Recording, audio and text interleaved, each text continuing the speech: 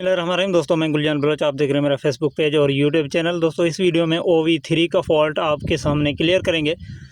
आपने भी देखना है कि आखिर इसको आप किस तरह ठीक कर पाएंगे। तो यहाँ पे आपको ये प्रोसेस दिखाते हैं। उससे पहले आपसे छोटी सी दरख्वास्त होगी, पेज पर नए हैं तो पेज को फॉलो करें और यूट्यूब चैनल को सब्सक्राइब कर दें। बढ़ते हैं वीडियो की तरफ। यहाँ पे आप देख सकते हैं प्रोग्राम बटन दबाएं।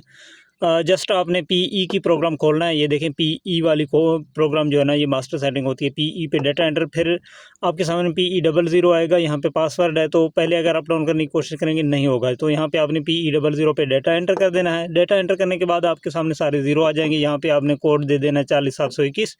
नॉर्मली हर INVT की जो कोड होती है वो यही होती है। तो ये आप देख सकते हैं डाटा एंटर। यहाँ पे आपने PE07 की सेटिंग में जाना है। यहाँ पे आप देख सकते हैं, ये देखें यहाँ पे नॉर्मली 800 होनी चाहिए, यहाँ पे 500 है। आप 900 तक आप कर सकते हैं।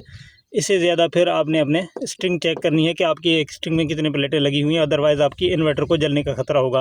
आप 900 तक या 850 तक कर सकते हैं। मैं यहाँ पे 800 कर देता हूँ। डाटा एंटर किया है। यहाँ पे आप देख सकते हैं OV3 का फॉल्ट शो हो रहा है, तो स्टॉप कर देता हूँ। ये देखें, ये फॉल्ट रीसेट हो चुकी है। तो आप इसी तरीके से अपने OV3 का फॉल्ट जो है ना रीसेट ईजिली कर सकते हैं। अगर वीडियो अच्छी लगे लाइक और कमेंट में अपने राय का इजहार करें। अपना बहुत सारा ख्याल रखें। इजाज़त दें। अल्लाह हाफ़िज़।